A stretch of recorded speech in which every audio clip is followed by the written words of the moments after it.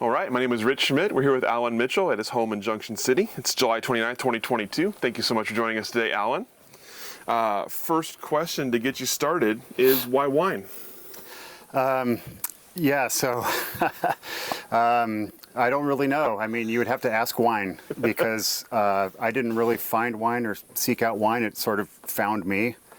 I always have enjoyed, alcohol growing up, especially in the college years, and that's sort of when it happened for me.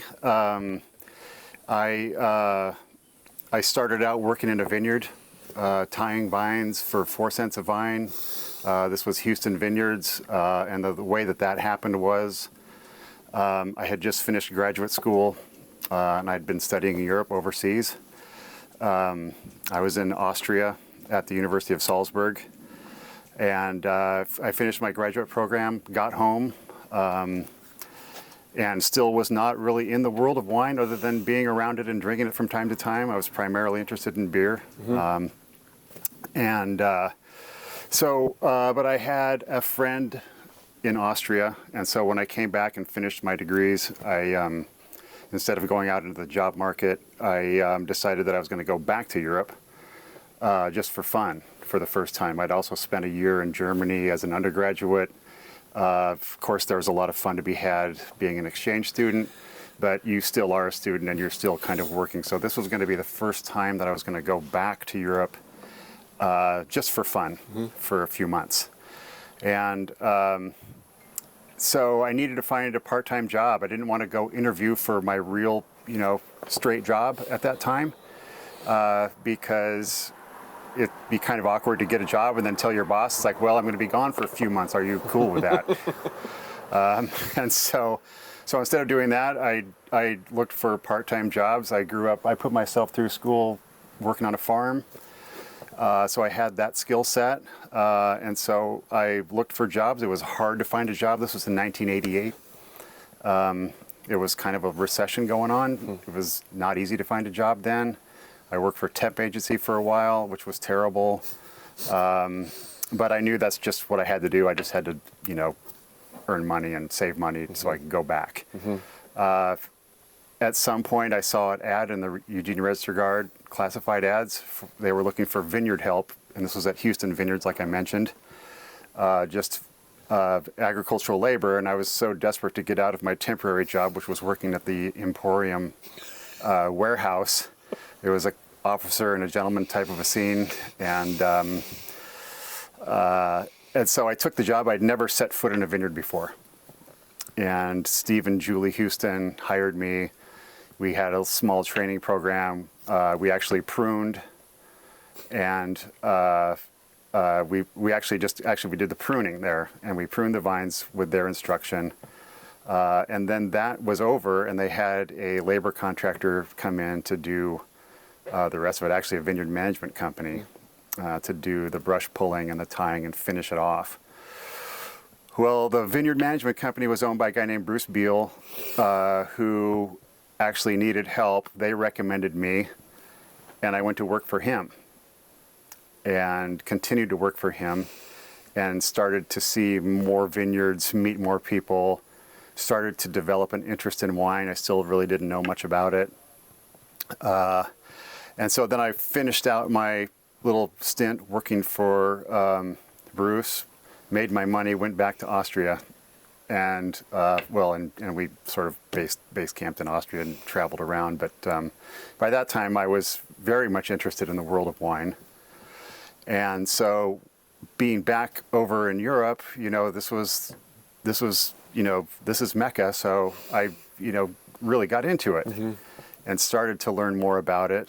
And then when I came back, I just went back to work for Bruce, and that was it. Mm-hmm. I had, when I came back, my mom helped me. We went to Nordstrom's in in Salem, and we bought suits for me to interview in for when I came back, so I could get my straight job in, corporate America and whatever that was going to be. And so I came back from Europe, went back to work for Bruce in the vineyard management business, and I never actually once put on those suits. I never wore them, and not once. people thought I was crazy. I mean, I literally went, from theoretically a prospect for, kind of a white collar, gig to literally wearing rain gear in the pouring rain, working outside, just being a laborer. And one of the reasons why I did that, aside from sort of falling in love with the vineyard and, that kind of agriculture, perennial agriculture like an orchard, was not just the farming aspect, but the people that were doing it.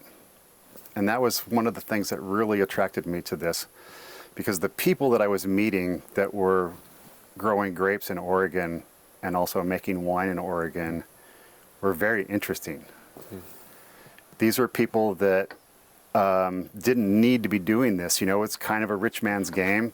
But they chose this. They could have probably made way more money or lost less money, in any other kind of endeavor that you can possibly imagine, stock market, real estate, whatever there is out there.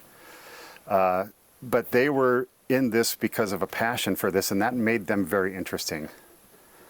It also helps to be interesting if you're wealthy, but, that was kind of peripheral to the whole thing. This was a genuinely interesting and very diverse group of people, and that's what really struck me and still does to this day. It's like, I want to hang out with these people.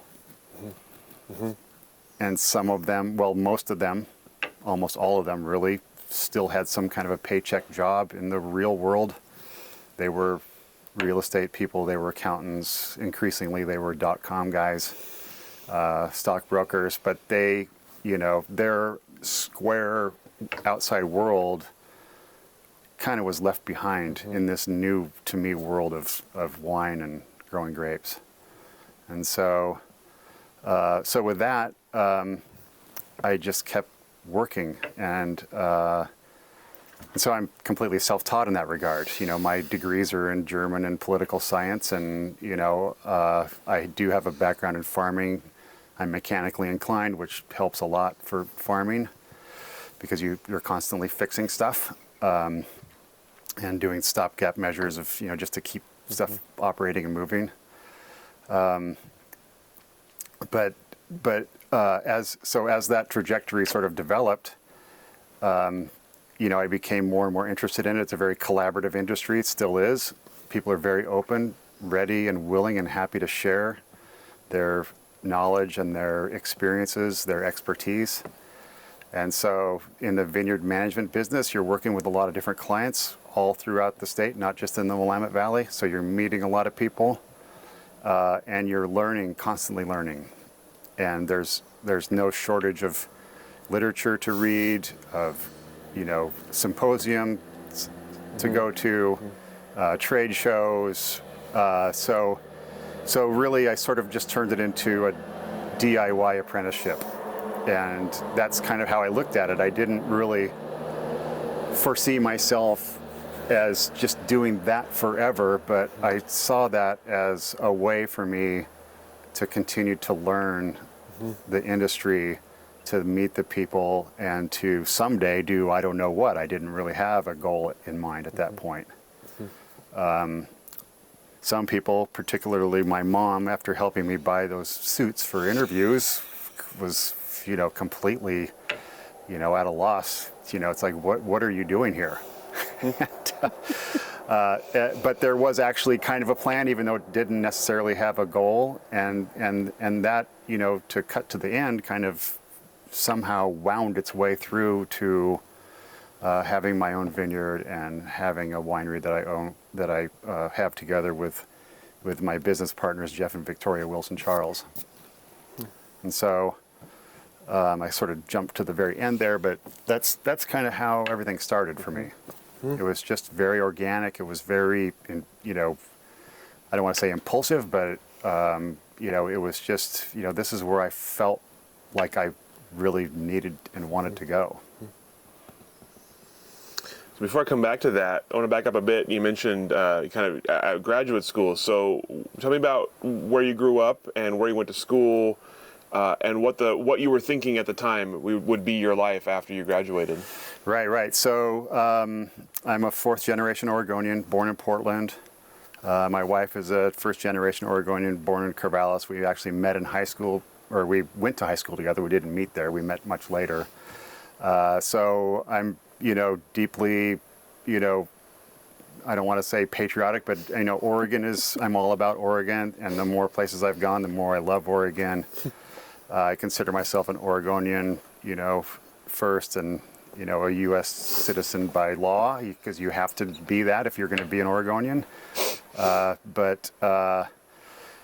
I grew up in Corvallis, and I went to OSU. I was fairly lazy and non-curious in ways that really help you advance in this world, in a economically remunerative way. I reluctantly went to college. I had the first part of that paid for by my parents, who really wanted me to go. And then, like I mentioned, I paid the rest myself. I didn't have any real set of goals. I was afraid of the future. I had a fear of becoming bored with everything. As long as I can remember as a child, I would get really into something, and it would last a month or a summer, and then I'd be done with it and want to go on to the next. And it actually caused me quite a bit of anxiety, because I thought, how am I ever going to survive as an adult when my attention span is like 3 months at the most? And so I didn't, when I started out at OSU, I was a German minor, because I already knew how to speak the language. When I was 12, our family lived in Zurich for a year, and so I had that language wired into me. So that was a kind of an automatic thing. Mm-hmm. All I needed to do was to select a major. And so I would have some major and my German minor. And one day, after 5 some odd years, Oregon State University sent me a letter and said, "Yeah, you're done. You just graduated with a degree in German. So see you later." So I never declared a major. So I was really kind of aimless in that regard, mm-hmm. in terms of, what it's going to take to be an adult. What is it? It's an unknown world to me, and it's a world that doesn't look, that, welcoming to me. Mm-hmm.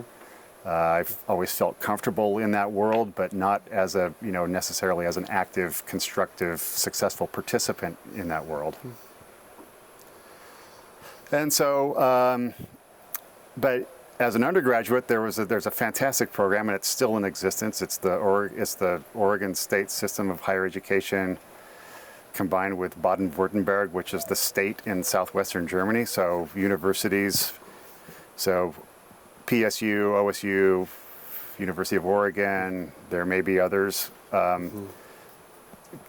an exchange program with the universities of that state in Germany. So Stuttgart, Freiburg, Konstanz, Tübingen. And so I went on that exchange program, and I fell in love with travel, and I fell in love with Europe, and I fell in love with just being in places that were, not my place. And that's sort of how Austria happened, was because when I did get done with OSU, all I wanted to do was go back. And so I looked around, and I found there was an exchange program at a university called the University of Bowling Green in Ohio. Mm-hmm. I'd never been in Ohio before. But, you spent a year in Salzburg, Austria, and then you spent another year at Bowling Green State University. And that's all I cared about. It was political science and German. I'd never had a political science course before, so I actually hitchhiked out there and met with professors, and then they told me, well, why do you think you can get a MA in political science? You've never even had a political science course. And so I went back to OSU and took 2 terms of nothing but political science post-bac. And they let me in, and they gave me a research assistantship, so it was all paid for. I just had to work a little bit, but I had a great professor who didn't really make me work very much. And so that's how Austria happened. And so that's, just another example of a really roundabout way of stuff, happening and coming together without a lot of organization or motivation or drive on my part. Mm-hmm. Just kind of, as I think is important for, someone in their early 20s, living life by the moment and not being highly structured. Although, of course, graduate school is a highly structured environment, but we found ways to destructuralize it. So you come back and you're working in the vineyard and you're starting to kind of develop this affinity for it. So tell me about the work itself and what the industry looked like to you at that point. How big was it? What was it doing, and what were the kind of the main characters that you were working with? Right. So it was a completely different world, of course, from now. This is 30 years ago, more than 30 years ago. This may not be historically accurate, but I sort of saw it as kind of like the second wave. So, we had the first wave in the late 70s, late 60s, early 70s, and this is, David Lett and Charles Curry and Dick Erath, Dick Ponzi, and these guys, Fuller down there in Southern Oregon. And I think things kind of stayed kind of the way it was with those pioneering guys. There wasn't really any infrastructure. I mean, you think about it, you're moving to the moon. You're going to plant grapes, but there's no wineries. What are you going to do with those grapes? There's no vineyard supply infrastructure. There's no winery supply. Everything you got to do, you got to get from California. And, at someday you're going to have, 15 tons of Pinot Noir. What do you do with it? So, that it took a while for that sort of infrastructure, I think, and the historians can correct me on that point. But it seemed to me, from my island where I was sitting in the late 80s and in the early 90s, that was kind of stayed the same until that happened. And then you had people showing up, in the vineyard management capacity. You had Oregon Vineyard Supply came around. Still, all the equipment and stuff, I think, was coming out of California. But it was very different. The way that we farmed was different. The way that we farmed was really pretty intuitive. And, a lot of the growers were just people, men and women, who just had a green thumb and wanted to grow stuff. And you could find textbooks out of UC Davis about, different kinds of trellising, different ways to, spacing, site selection, things like this. But it was really pretty do-it-yourself. And there was a lot of really weird trellises designs that came and gone and never panned out. There was weird spacings. There was weird site selections. There wasn't really much in the way of canopy management. We didn't have air blast sprayers. We didn't have a lot of the, the fungicidal type, recipes that we use today in the vineyard. But people were taking notice and really starting to, become interested in it. Not just oddball weirdos that wanted to do it, but also in the media. I think there was an increased presence. The media were hungry for vineyard stories. And I mentioned Houston Vineyards before. So they were very ink friendly, very photogenic, and it was always a great story, and people wanted to find out about it. And when people found out that you were working in the wine industry or the grape industry, that was pretty cool, because you were like doing something that was first of all, it was cool, and second of all, like, they don't know anybody else that's doing that. It's like, wow, really, you're there. And so the things that were happening were, like I said, I think kind of sort of second wave. There was a lot of development in the 80s, or excuse me, in the 90s, when people started to have more access to not only literature and just the ever, widening, pool of people that were doing this, which also brought in different perspectives and different expertise, different experiences. Hey, this worked, this didn't work. There also started to become, the infrastructure that we needed to be able to do what we wanted to do. So tell me about how your role evolved and changed as you started working for Bruce and you mentioned starting to meet more people and starting to see more places. How did your role evolve and over the years, and at what point did you take sort of the next step? So, right. So we managed a lot of vineyards, and as I continued to develop and continued to, become more of an asset to the company, eventually I sort of wound up being sort of the right-hand man of the operation, and in charge of like the sort of the daily stuff and making a lot more decisions, on my own, not being told, okay, do this, do that, do this, but I would, gradually take on more and more of that responsibility of just knowing what needed to be done, directing crews, executing, getting stuff done, interacting with clients. And so that was a progression that just sort of happened pretty much over the 8 or some odd years that I worked for Bruce, up until the point where I was sort of, he was much more involved with just operating the business, keeping the business running, looking for new avenues of growth and, meeting new, getting, establishing new clients and that sort of thing. And not, as I became more involved with operations, he sort of became more, just strictly business type stuff, although he did and still does, do all of that stuff just like we all do. And so, we had clients sometimes we were quite big. We had 600 some odd acres that we were managing, and sometimes we called it farming the freeway because we had vineyards from Roseburg all the way up to the Dalles, not just Willamette Valley. Mm-hmm. And so there was a lot of windshield time.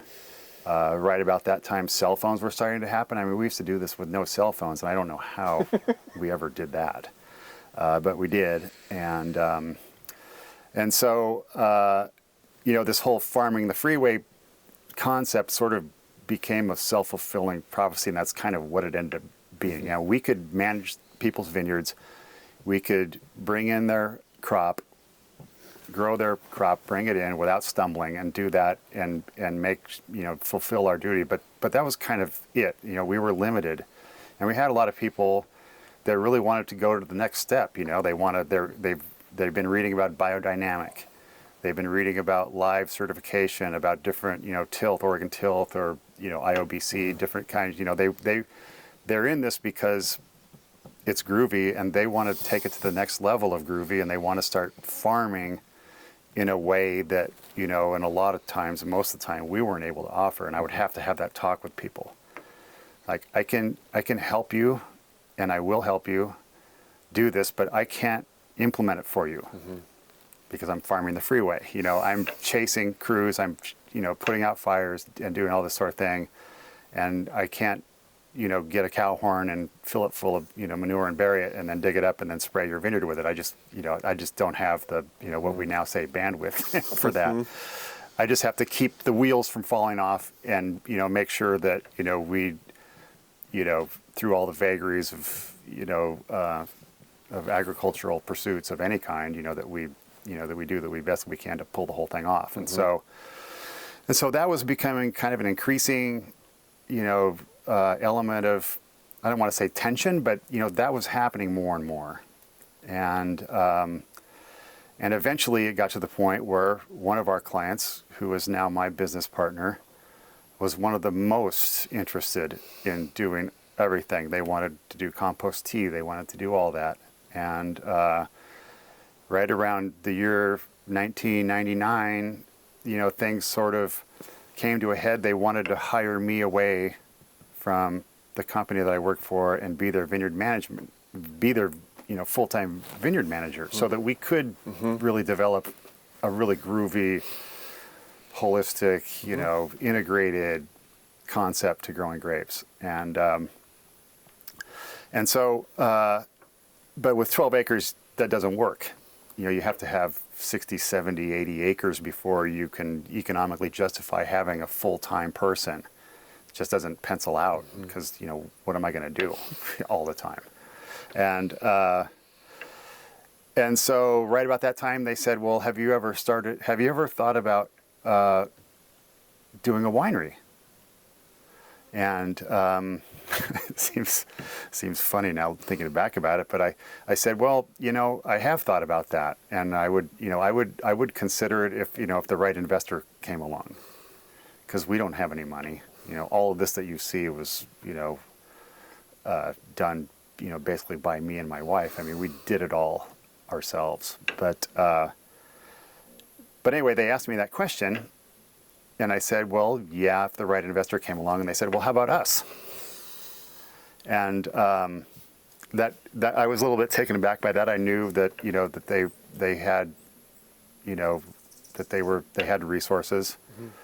But I didn't know, how much to what extent. I guess it could have been a tip-off that neither of them have paycheck jobs. But, but they're, fantastic, wonderful people and have been fantastic partners throughout, the 22 years that we've been doing Territorial. And so that happened. We were going to build the winery here on this place. This is 70 acres. It's got a separate driveway down there with a culvert and everything. We were going to, these are the kind of people, incredibly aesthetically minded people that, that we're not just going to throw up a tin building and start making wine in it. It's going to be dug into the side of the hill. It's going to have underground case storage. It's going to have gravity. It's going to have, all of that stuff. And so we actually went down that path and looked at it, but it was just so insanely expensive to do something like that. And you didn't even know where the ceiling was. I mean, it could be anything. So, I mean, this is not going to be another, Napa Valley type of just a huge, edifice to, too much money. And so at that time, they had another recession on. So we found the Boys Coffee Warehouse in downtown Eugene, and they bought that building, and then we built our winery inside there. So that's how we sort of became an urban winery. But that's sort of how the transition went from farming to winery. Although I still farm, I still manage my own vineyard, of course, and their vineyard as well. I manage several other vineyards, about 60 acres in total, and I just do that so that I can keep my crew busy year-round and pay a living wage. Otherwise, I wouldn't manage those other vineyards, but it's another, economy of scale type of a thing. And so, because I hate the whole labor contractor thing.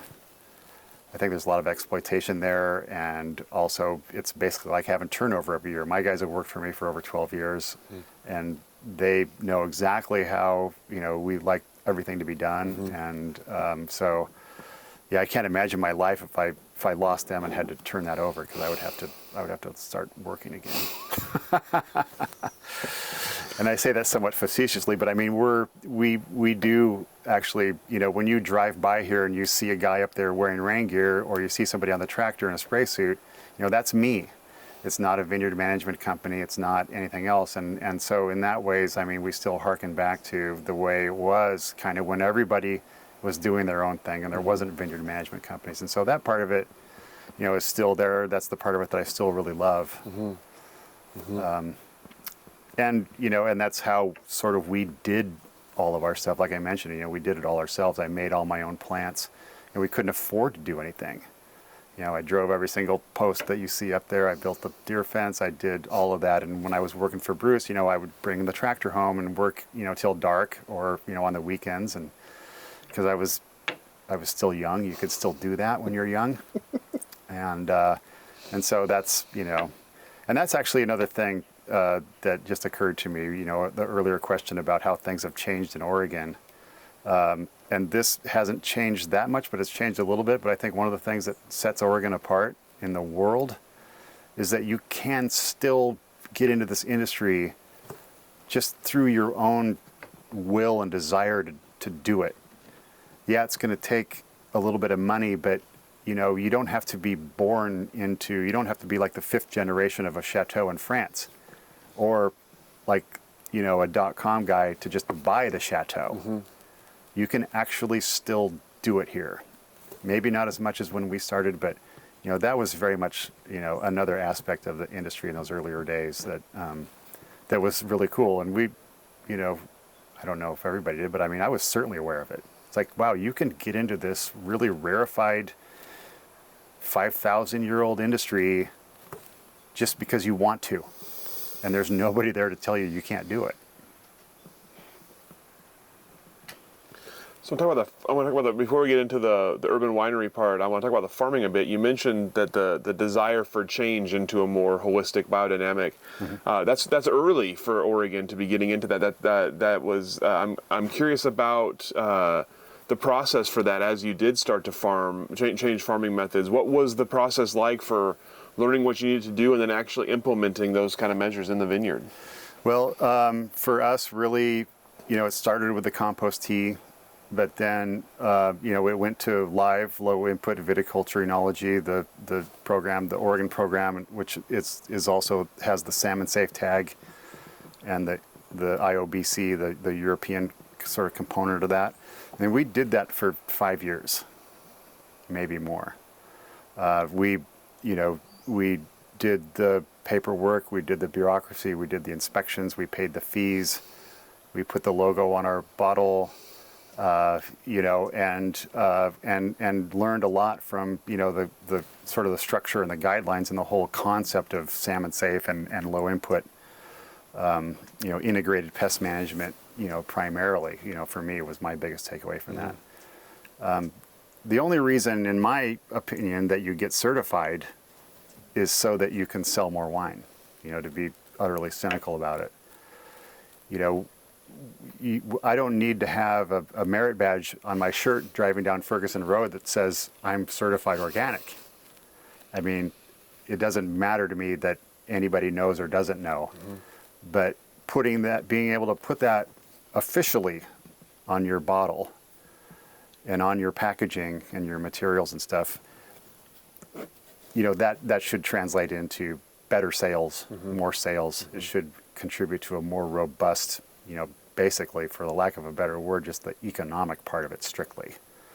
And here in Oregon, and increasingly throughout, the markets that we're in throughout the country and even overseas, people are very interested in how things are grown. They want to know, what your farming philosophy is, what your techniques are. When I go do sales visits in other markets, I'm going as the grower. I'm not the winemaker. And, I can talk, ad nauseum about all the winemaking. But, the growing part of it is something that people really, react to and respond to. And so the narrative of how we do things never changed when we were certified or not certified. But certification is a pain in the ass. It's a lot of work. And, it's like, okay, once a year there's going to be, the inspections, which takes once a day. And you think, oh, that's no problem. It's one day a year. But when that day comes, it's like, I don't have time for this. I don't want to do this. I hate this, And so since it didn't really translate into anything, I dropped it. And so we just farm, according to, and in most cases beyond, what that particular certification would require. And I still talk about that's how we farm, but I don't have the merit badge anymore, and it doesn't seem to matter. But yeah, it's these kinds of, it's already a very soft form of agriculture. You compare it to corn. I mean, if you look at, all the different things that you can spray on corn, it's crazy. And if you look at all the things that you can legally by labels, spray or add to, a viticultural, operation to growing grapes, it's hardly anything there at all. It's really easy to be sustainable and organic. And I know that sustainable is a word that, can be problematic because of what does that mean? But I use it, and if somebody wants to know what it means, I can explain it to them. It might be a different explanation every time, but it's still going to have that kernel of, we're growing the stuff as softly as we can. And really we're obliged to, if we want to think about, long term, especially when you're looking at a perennial crop. you need to be taking care of it so that it's happy, and so that we know that drenching the soil with herbicides harms the microbial activity that we require to be there, in a healthy population underground, helping the soil be the stomach of the plant and helping all those processes go. We know, and actually the square industry. And so the soil is a big part of that, of course. We're all about the soil. It's really, in a lot of ways, it's a cliche, but it's true. That's our first crop, is the soil. And that has to be right, because if you don't, then your plants are going to be struggling. They're going to be anemic. They're not going to be happy. And in terms of integrated pest management, having all the different flowering species, letting stuff grow, get fuzzy. The golf course look does not work for that. You have to have weeds, and when we did our live surveys out here when we were certified, we would find, I was even surprised, we would find 35 different species of, weed growing on the vineyard floor, all flowering at different times. And so this is habitat for your beneficial insects that are going to, so for example, this thing here is going to eat a rust mite or a bud mite, which can, impact us.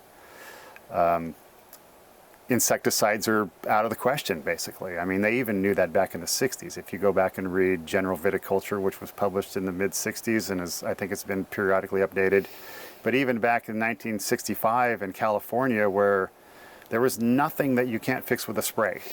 Nothing. They say, do not spray any insecticides, because the problem is that, they can't be targeted. They erase everything. And then so when you have that blank slate there, then that's an open invitation for the harmful ones that you don't want to come in and fill that void. And so some things like that are, that concept has been around for a long time. People may not know that. And so that's not on the table.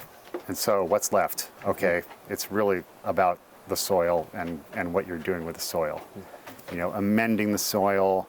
We take soil samples, and the goal is, because we're extracting every year, we're taking fruit away, tons and tons of fruit away. We're taking away, and that's not how nature works. A natural system that's in balance, like a rainforest where no man has ever set foot. This is a system that's in balance, and without any intervention from man. And when I say man, I mean woman too. And so we have to try to figure out a way to mimic that. And so we do use soil amendments based on what our soil sample calls for. And so we do try to build our soils so that all of that is there. So it's not technically fertilizing. It's not like we take triple 16 and give each plant a shot of that. If we see, like, for example, a magnesium deficiency, we'll make an application of dolomitic limestone, but the plant isn't saying, oh wow, we've got magnesium now. But we want all of those components to be present in the soil in balance, as if it were a primordial, untouched, system. So that one day when the grape wakes up and says, oh, I think I need some magnesium today, I'm going to break off a little bit of this and I'm going to take some mag, because that's kind of how I'm feeling right now, then we want that to be there. But it's not so we believe in those soil amendments, even though we don't believe in, really kind of like a hydroponic style, porking the vines with crack, basically.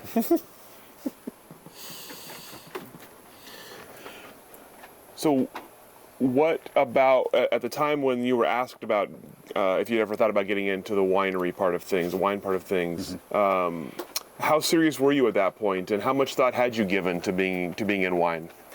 Well, we were. We made what we called barn wine. In fact, I'd been making wine longer than my first winemaker. But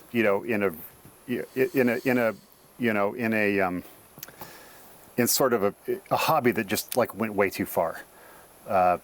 So we had all these vineyard clients, and they wanted wine too.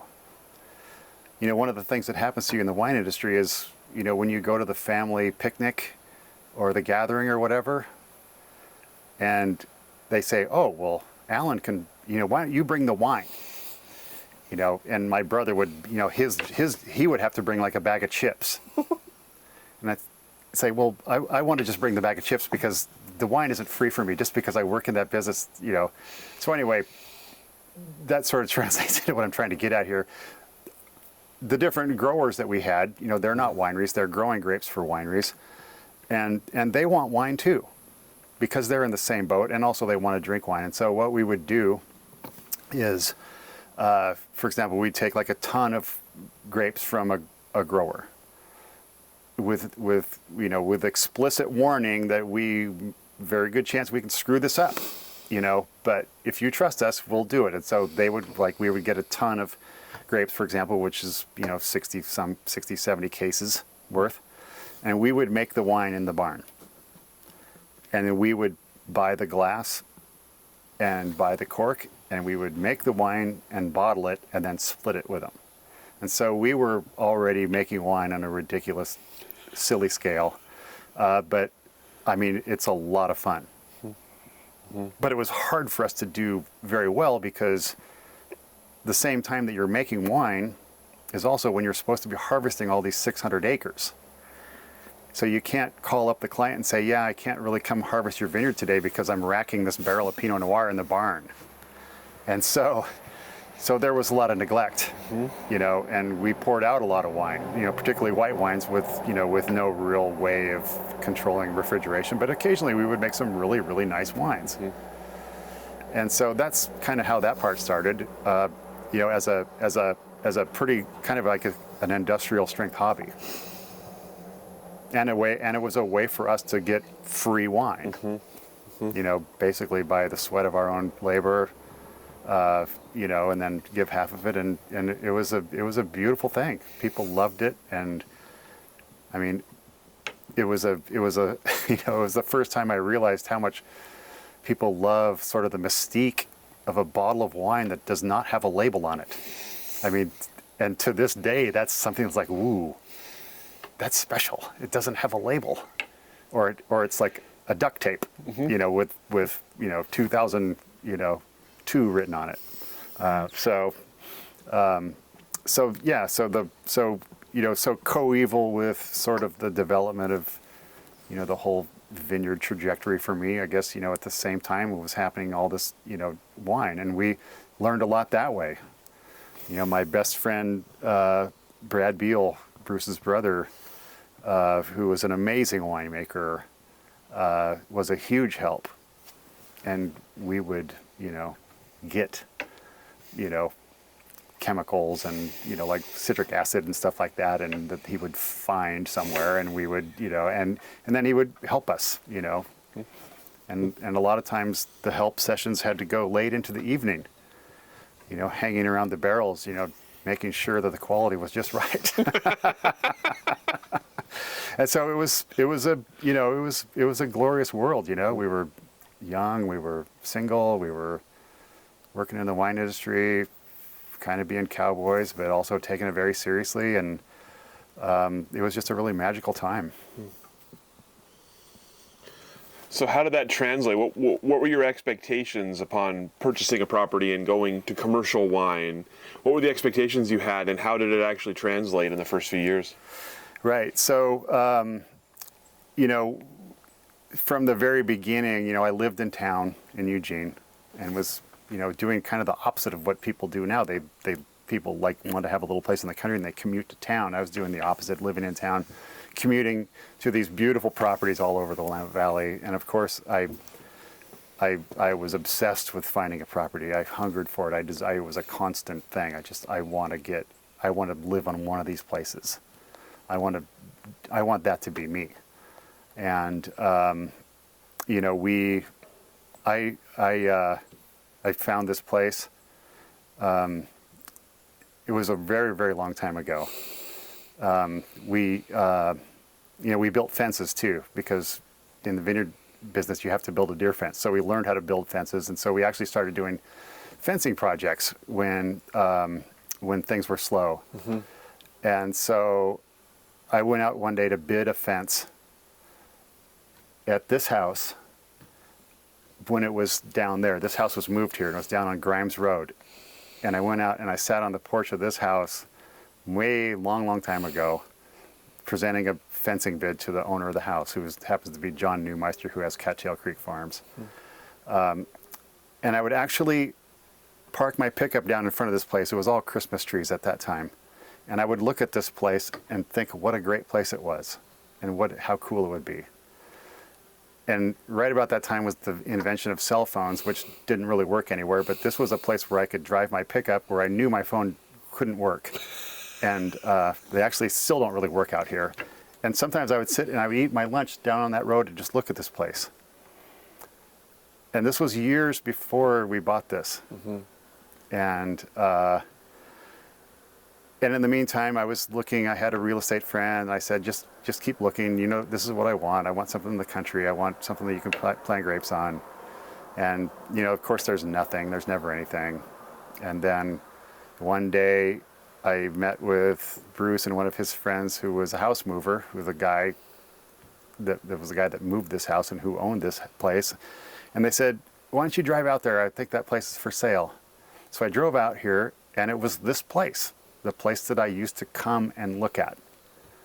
And I just thought, wow, that's pretty weird. And I drove up, and there was a guy here on a mower and a woman. And I said, I heard that this place might be for sale. And he just said, yeah, write 2 checks. And so that began a crazy odyssey of, you know, that took about a year. And, you know, like I said, we didn't have any money. We got very lucky and somehow ended up buying this place. Well, it turned out it was a lot more than just this, what I could see. It's, you know, it goes off that way for almost a mile. But so that was crazy. All of a sudden, we had this. And it was like a dream. And it had all these, you know, precursory type, you know, foreshadowings, like bidding the thing and sitting in here and looking at this place. You know, if you could go back in time and say, you know, someday you will actually own this, I would have said, you're crazy. There's no way. But that happened, and so we started nurturing grapevines, and we planted the first one in, I think it was 1998. My wife and I were out there laying it out. She was pregnant out to here with our first son, and then 2 years later, we had to wait for the Christmas tree crop to get off, and then we planted this other one up here, and I think it was 2002, and so yeah, so that happened. And I can't remember did I answer the question? It's a much better answer than I could have asked for. Okay. I was talking about the commercial wine part of things, but keep talking about this property, and then we'll talk about the wine next. Yeah. So yeah, the property is. I mean, it's heaven, and it still is. You know, we've lived here. It's going on 25 years. When I come home from town or when we drive out here, I can still just feel the tension melting away as the addresses get bigger on the mailboxes and you get out here. And it's just a glorious little neighborhood. This road, Ferguson, and also High Pass, which sort of parallels it a little bit to the south. Yeah, it's just been a dream come true, and I still feel the magic the way that I did when we first got it. I mean, it was really just quite a watershed moment in my life. And the vineyards themselves, tell me about the installing them and what you planted, how you planted it, and how it's developed. So we planted all own rooted. We couldn't afford grafted stuff. So we made all our own plants right over there, which is the garden now. You know, from sticks that I went out and gathered in other vineyards. So we just laid it out like I'd done hundreds of times before for other people, but this time, you know, it was for ourselves. I mean, like I said, we did it all ourselves, and you know, that's where I mentioned the whole learning process of this sort of DIY, apprenticeship that I did. Another big part of that is meeting people, the contacts that I developed. And so I sort of cajoled one of our clients into selling me his crappy old International gas tractor for, less than it was worth. And he was kind of, just helping me out. And so, all of a sudden I had a tractor. And then, once you have a tractor, then you can, eventually keep upgrading until you get something that can really, do the job. And so there was, endless little things like that. Finding a sprayer at an estate sale for $350 that's like a $9,000 sprayer, and things like that sort of have to happen if you're going to do it by yourself. And there was a string of them, and a lot of it just fell into our laps, but a lot of it was basically stuff that we made happen. And so so we planted it and did almost all of the work ourselves. With the exception of the actual planting, there's just too much to do by yourself. But yeah, the whole, building the trellis, driving the posts, all the anchor wires, doing all of that. We did that ourselves. And so, it's kind of a young man's game, and we were young. So on the wine side of things, tell me about the finding the building for the original winery, or for the winery, and developing that from what it was into what you wanted it to be. So I mentioned that the original idea was to have it out on one of our farms. This one's set up really nicely for it. Actually, theirs does too. They've got a beautiful timber frame barn, which would have been cool. But these things were, especially, and also being in the country, the permitting is just it's a pretty, steep challenge. You almost have to have a full-time person that just does compliance just to even get close. And so then we started just looking around town, and we looked at the old Lockmead. I think it was Lockmead. There's a big ice cream factory down in 7th and Chambers, it just so happened to be that was like the busiest intersection in all of Lane County.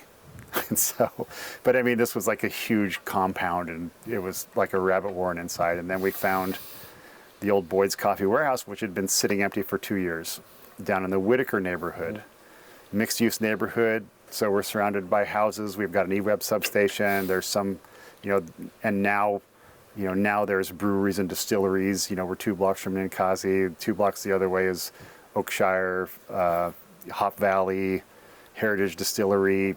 All these restaurants are down there now. Back then, it was the wilderness. It was full of needles, and there was a permanent encampment. It's a sort of a dead end street because the railroad's right there.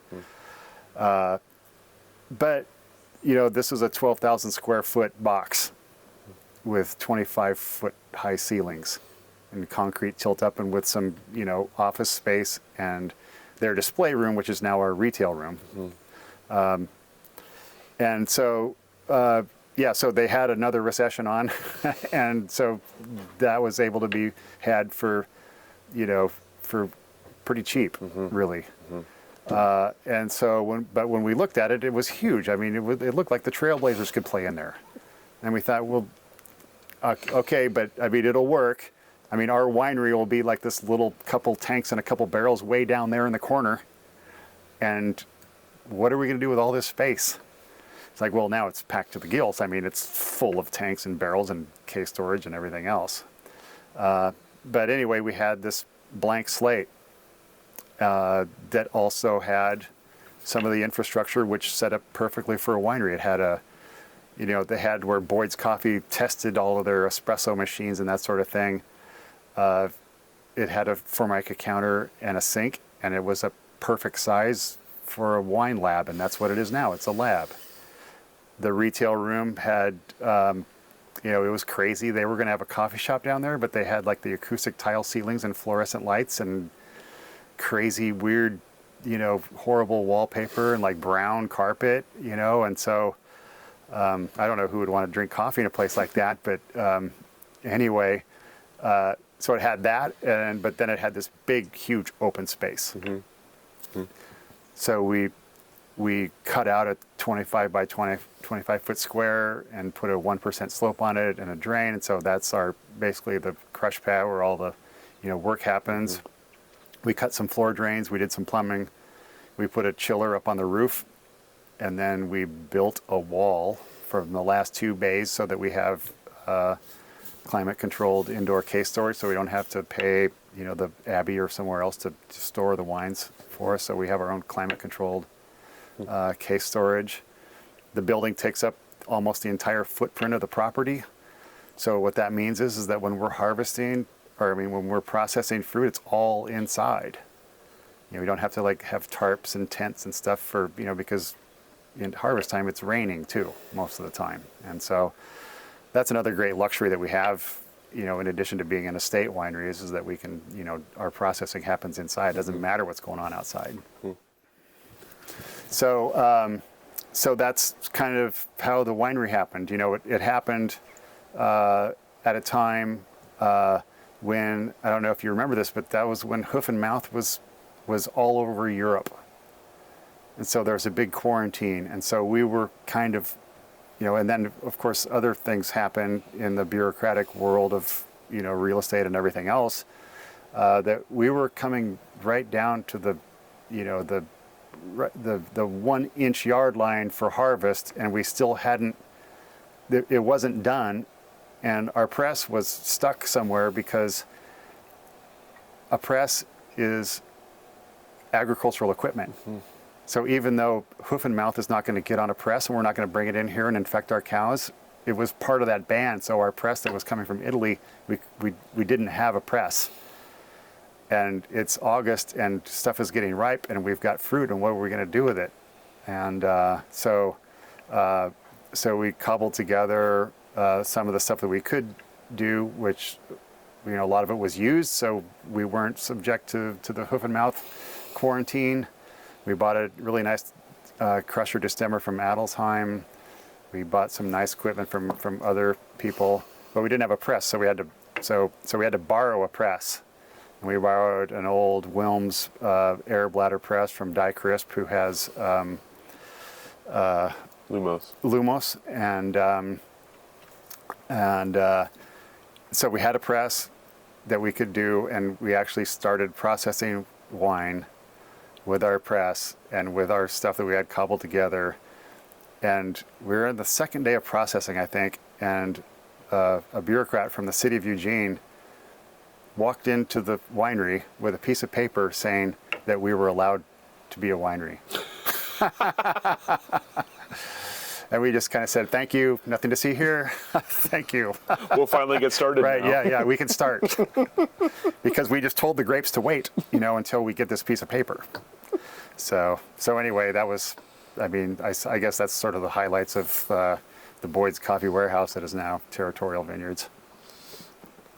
So as you started, tell me about coming up with the name and the label, and what was your initial goal? Did you have a size in mind? Did you have what was the kind of the initial goal you had to hit? Yeah, so the name, for those of you that have ever been in a garage band, we were in band name hell for a long time because there's 4 people, myself, my wife, and Jeff and Victoria, that all of us are creative and I guess maybe strong-willed people too, some of us, and so coming up with something that everybody likes, yeah, that took a long time. So we finally came up with Territorial Vineyards and Wine Company because, we wanted to say vineyards and we wanted to say that we're a winery. Probably 98% of the grapes that are grown in Lane County are growing up and down the Territorial Highway. So we had that, incorporated that sense of place into the whole thing. And then hopefully, that's going to translate it and make sense to people. And I think largely it has. One of the problems is that it means that we have really, really long email addresses, which is every time you have to spell that out to somebody, you think about that. It's like, oh, that's a really, really long email address. And so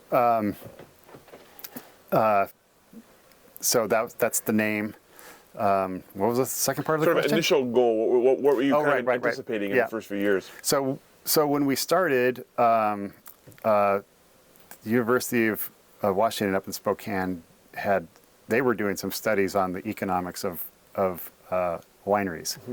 And so we didn't completely go into this thing, with complete naivete. I mean, there was some concepts, there was some actual even numbers, involved, although we just wanted to do this, and so we just sort of barreled into it. But there was analysis done where they looked at, case production and return on investment and everything. And so 5,000 cases was a sweet spot that was identified in this study. And so we sort of went with that, and we strove to achieve that, and by and large we have. And that's kind of the level that we're at. Although I think that we may expand. It's showing itself to be not quite as feasible as it should be. So I think, you can still be 6, 7, maybe even 8,000 cases and still have that intimacy. So Ray Walsh, our winemaker, very talented, great guy, with a huge reserve of, enthusiasm and curiosity, even after all these years, which I think is almost more important than your skills, although he does have an amazing skill set. Even at 7,000 cases, we're still going to be able to be intimately involved and know every single barrel. So he's not an executive winemaker. He's kind of like an analog of the way we are in the vineyards. It's like when you see a guy wearing rubber boots and hooking up a pump, it's going to be Ray. We do have help, periodically, the year, and especially at harvest time, but he's not an executive winemaker with a lab coat that walks around and writes out a work order and then some people go do it. If you get too big, there's barrels that the winemaker has never even smelled or tasted or looked at. But you can still, so at 5,000 cases, that's kind of baked in. I mean, you have to be that way because you're not going to have a staff. You're not at a scale that can allow for that. But you can carry that up probably even to 10,000 cases and still have that intimacy, that connection, that hands-on, knowledge of every drop of wine that's out there in your cellar, and be able to, do all the other cellar procedures and all the other tasks that have to be done to keep the thing going and not go sideways. So speaking of Ray, how did you go about finding a winemaker? Ray is our second winemaker. He started with us in 2013 through my, another one of those connections thing. I mean, Ray and I knew each other from almost the day he got off the boat and worked up at King Estate, because we grew a lot of grapes for King Estate and hauled fruit up there. And, you meet those people and you meet the people at all the wineries that you're bringing fruit into. And so, I always liked Ray, and we always got along, always had a lot of respect for him. And that was a kind of a thing that just happened. We were in a transition where, we were kind of looking for a new direction to go with the winemaking. And not that there's anything profoundly wrong with, the previous arrangement, but there was a real synergy there. And I really, wanted to have that, extra, sort of creativity and that extra, just all the things that I can't really describe very well that Ray is going to be able to bring to the table. And it worked out really well for him at the same time, too. He's doing Capitello, a great lineup of wines. But he's got them at 2 or 3 different wineries spread out in the country, and he's living in Eugene. And so it was really, there was a great synergy there, being able for allowing him to bring his operation for Capitello under our roof at Territorial, and then be our winemaker as well. And it's just been a great marriage, and a lot of the equipment that's in there belongs to him. Clearly, a lot of it is ours. But if Territorial needs a 200-gallon tank for some little oddball thing that we're doing, Ray's got that. If he needs a 600-gallon tank that we have, and on like that. And so it's a really it's a real organic, sort of a symbiosis of the two operations. So tell me about as you look back at Territorial's growth, are there sort of milestones along the way that you look back on that were kind of big moments for the brand or big moments for the production? Not really. It's sort of, went along gradually. I mean, there are some, there's certainly evolution from the very beginning. When we started out, of course, we have no distributor of any kind anywhere. And so that was me. We were self-distributed. And so that means that I'm out there in the market, standing in line with all the other reps that are working for the big distributors and small distributors with my bag, waiting my turn to, do my thing with the buyer. I guess that was a watershed moment because that was something that I was not looking forward to at all. In fact, it was something that was causing me a little bit of anxiety because I'm not a salesman. How am I going to be a salesman? I can't do that. I don't want to do that. I'm going to be terrible at it. And so in that process, I had to suck it up and I had to just do it. And so I walked into the first account I ever walked into was First Alternative Co-op in Corvallis. The lady there, Marlene, was lovely and friendly and didn't have fangs or claws. And and it was a really, unintimidating experience. And so I showed the wines and talked about what we do and how we do it and where we're from and all that. And she put it in order for 3 cases. And when I walked out of that place to my pickup, I don't even think I touched the ground. I couldn't believe it. It's like, wow, that worked. This is easy. And in fact, I like this.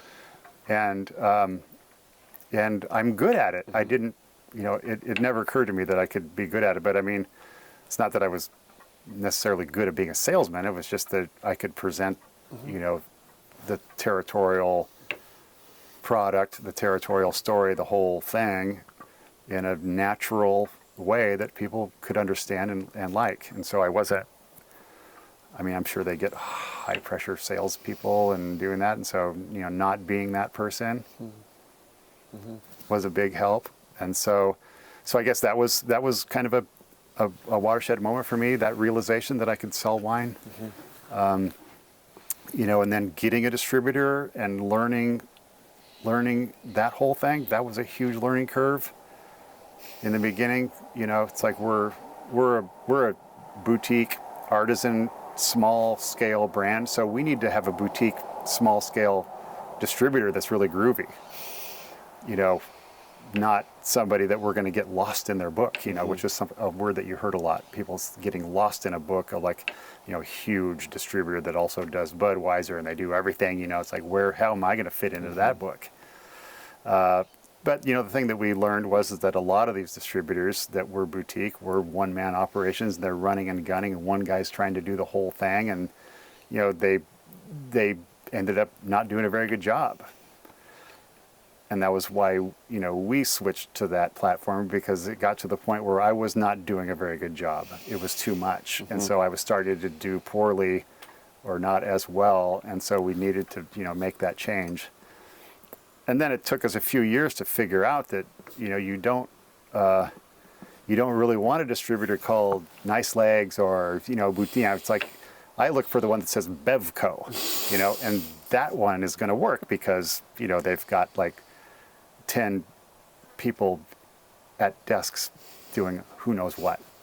But it's like a real business. And, on day 30, the check is in the mail and it's like a big, it's a running business. And you can help them, not let you get lost in their book. And so that was, that realization that, you really needed to go with, an established, well-run, not necessarily big, but typically they are big, that kind of distribution. So I guess that was a kind of a moment for us, figuring that out. The wine's taken me to some really cool places. We had a brief but very large experience in China, so I got to go to China. I always wanted to do that in 2012. We went there for a couple weeks and went from Hong Kong up to Shanghai with another winery called Left Coast Cellars, and just had a blast. That was a lot of fun. And and it occurred to me, it's like, wow, this thing that we did, this wine that we make, this took me here. And so that was really cool for me. The other market that we really love is Louisiana. So we have a great distributor in New Orleans called Bizou. and Crew de Bisou, and this is run by a great guy named James Moyes. And so when we go down there, we go for a week. And my wife's niece lives there, so she comes with me and she visits her niece. And then I work in the days, and then we eat and drink at night. And that's a beautiful thing. You know, it's a unique American city. You know, when you go to that place, you're not in the United States anymore. And it's the only city like that I know of that exists in this country. But I mean, it is something really special. So there's been, you know, highlights, you know, in that regard involving travel, you know, figuring out the distribution game, which is still, you know, a work in progress. And then the retail component, you know, our retail room is a big part of what we do. Having, you know, a wine club and keeping that small so that we maintain that immediacy and that intimacy, where we know most of the people by name. That's been, you know, a big revelation, and how important that is, because, you know, we have, you know, a ferociously loyal group of regulars, and also people that come in maybe periodically, maybe once a month or a few times a year, that actually, you know, they advocate for us. They have the hat, you know, they have the sticker, they have, you know, even though we don't do really that very much swag stuff, but I mean, we have, you know, we've discovered that that's, you know, a huge component of the whole success of the thing, is having that retail intimacy. And one of the reasons for that, I think, is that it's very non-pretentious. It's a very unintimidating place. Our tasting room manager, coordinator, Lisa, who's been with me for a long, long time, is amazing. But the sort of the irony is that she's not really a big wine lover. She likes scotch and tequila. And so people that come into the wine room aren't going to get bombarded by like a sideways movie type of a situation. You know, the tasting room, you know, the retail room experience is not going to be like that. It's more like a wine bar. If people want to get really geeky about the wine, that's cool too. We can do that. But that was another realization that sort of also kind of happened organically, was developing this intimacy and this connection with people in the wine room. So as you look ahead then for Territorial, you mentioned you kind of found a sweet spot where you like to be. You're thinking about possibly expanding a bit. What do you see as you look down the road for the brand and for the space? That's a good question. I don't really have a good answer for that. I mean, you know, it's sometimes it's you know, you've got a tiger by the tail and you're just living day to day and keeping things together and sort of living more in the moment. You know, I think that we have a solid blueprint that will, you know, allow us to have, you know, a trajectory that sort of follows the trajectory that's led us to where we are now. You know, one thing that we have added, which has become another, you know, key component of the whole operation, is like custom crush. You know, making wines for other people that don't have their own winery, and so I guess, you know, maintaining that at a level that we can still also have the intimacy and the connection there. But really, I don't see any plans to, you know, open up a tasting room in downtown Bend, or, you know, do that. And in a lot of ways, you know, the industry, you know, we're seeing more and more of that. And that's, you know, maybe it's easier to answer the question of what I don't want to do. It's like, I don't want to have a tasting room in downtown Portland. You know, I look at that and I think, you know, I've seen some of the stuff that people are doing. I think it's great, you know, good on them for doing that. But I mean, I look at that, and for me, I just see a sterility there that, you know, that we're not going to ever go there. So you talked earlier about your kind of initial impressions of the industry and of the people in it. So as it's grown and changed, what are some of the biggest changes you've seen, and what does the industry look like to you now in 2022? Well, It's more corporate. There's been more money coming in. There's been sales, so I can't think of them off the top of my head, but everybody knows about outside companies coming in and buying some of the existing wineries. Most of the time, it's invisible to the consumer, and even as an industry guy, invisible to me. Like if you told me that so and so bought so and so 10 years ago, I would say, "Oh, I didn't know that. Wow, okay." So that's one component, that's changed. It's become more corporate and more. There's more money that's come into it. Another thing that maybe is a sort of a counterpoint to that is that you're seeing a lot more second and even third generation people taking the helm here. Just my neighbor right up here, Brigadoon, the son Matt is really stepping up, and basically the winemaker there now. Of course, Ponzi, and there's a few other examples broadly down here where you see second generation, like the children of the pioneers or some of the earlier starters are actually taking together. So that's going to be a natural progression in an industry that has been around for about maybe 2 generations or 3 generations worth of time. So that's really cool, seeing that. Innovations. There's not a lot of innovations that can be done in an ancient industry. There are a couple that come to mind. Like in the last 15 years, we're seeing, for example, just some of the technological innovations like cross-flow filtration, for example. It wasn't that long ago that we were still using plate and frame and diatomaceous earth filters, which are really, now in hindsight seem really crude.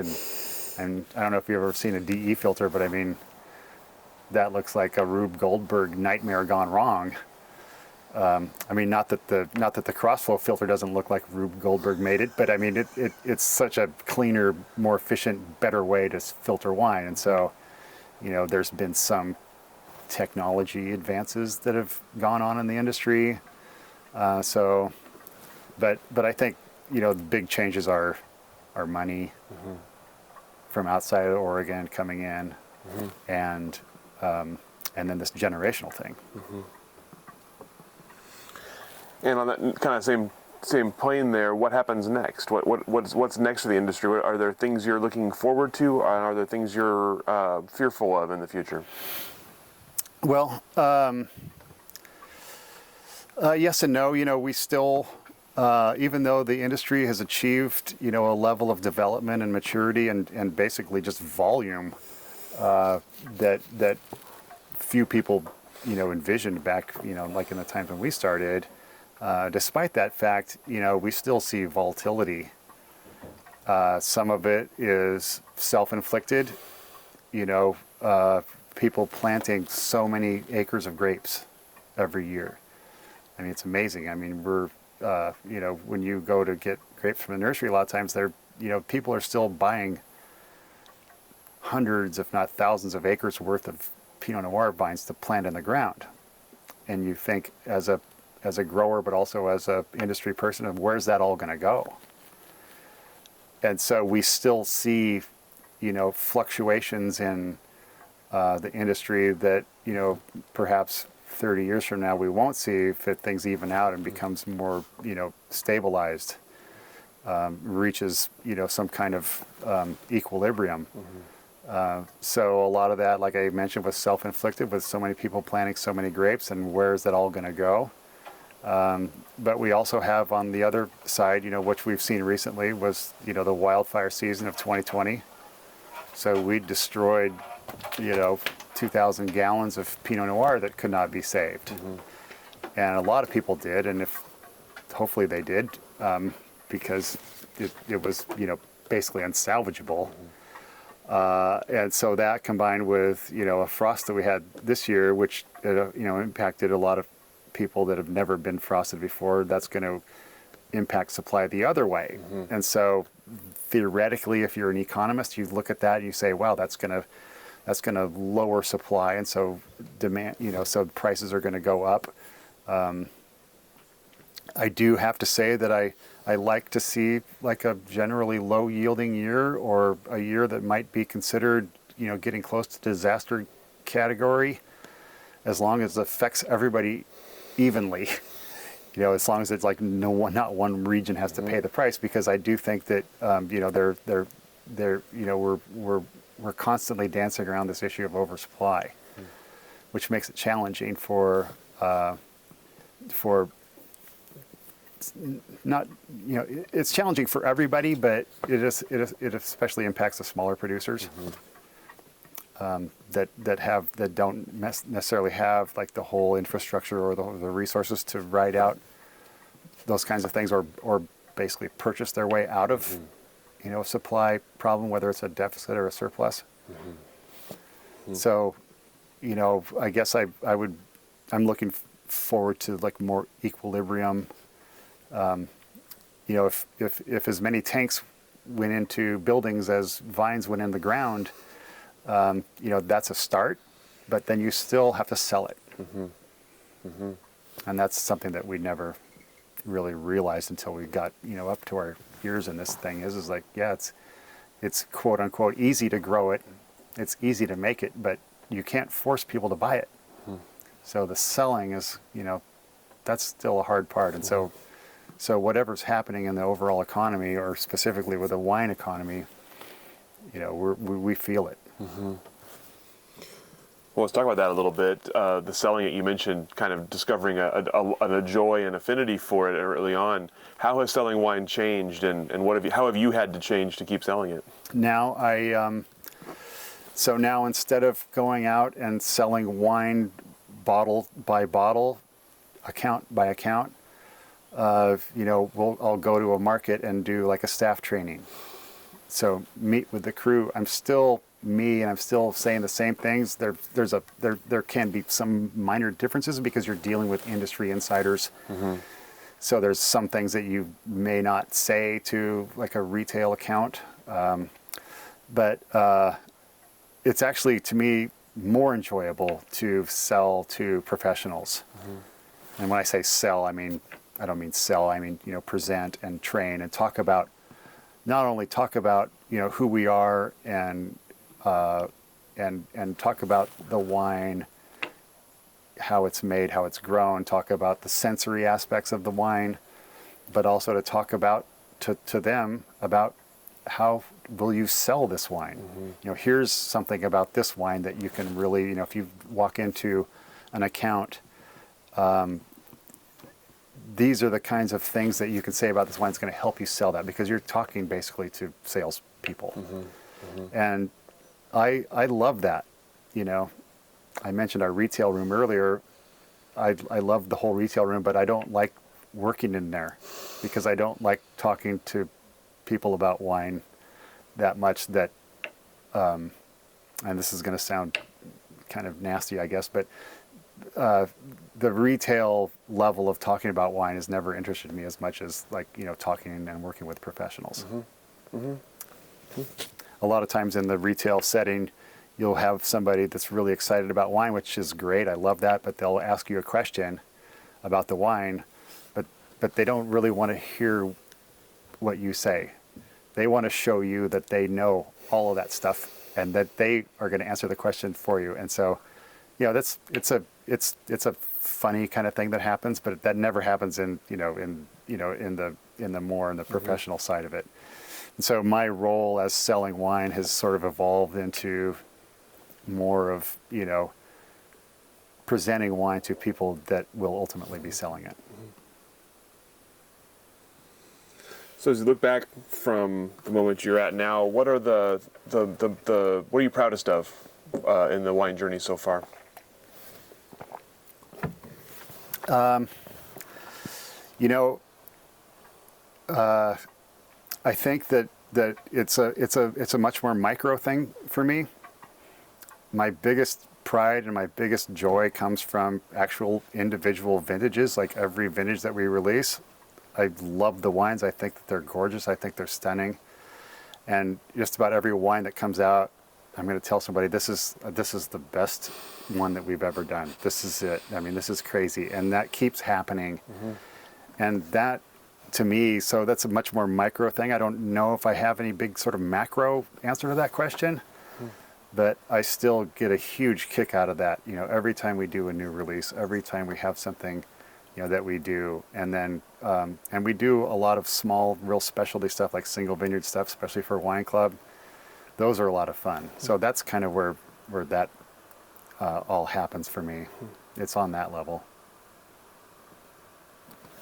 All right. That's all the questions that I have for you. Right. Anything I didn't ask that I should have? Anything that we didn't cover that we should have covered? I don't think I can think of a single thing. I think I already repeated myself too much. No, it was fantastic. Thank you so much for your time and for your you're stories welcome. out here today, and for the shade on this beautiful hot day. I'll go and let you off the hook. All right. Well, Thank thank you. you, and thank you for doing what you do.